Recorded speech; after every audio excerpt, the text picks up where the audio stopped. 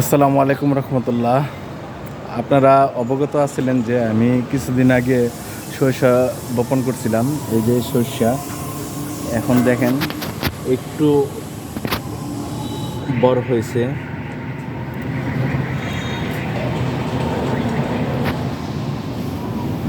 একটু চারাগুলি একটু বড় হয়েছে, সবগুলি মশলা দিলে।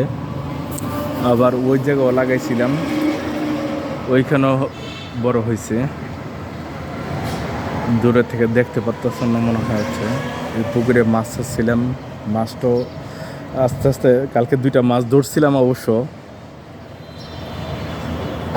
আর এখানে লাউ গাছও মশলা দিলে বড় হয়েছে, সিম গাছও বড় হয়েছে। তো মশলা দিলে আমার জন্য দোয়া করবেন। জীবনে প্রথম, যদিও পরের জায়গা মালিকের অনুমতি নিয়েই এগুলি রোপণ করা হয়েছে। আসলে খাওয়ার জন্য না, জাস্ট হবি, অ্যাট মাই হবি এর জন্য মানে এগুলি করা। তো আরও আপনারা যারা দেখছেন আমার জন্য দোয়া করবেন।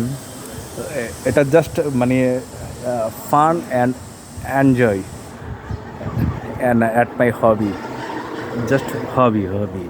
আপনারা অন্য কিছু মিন করবেন না।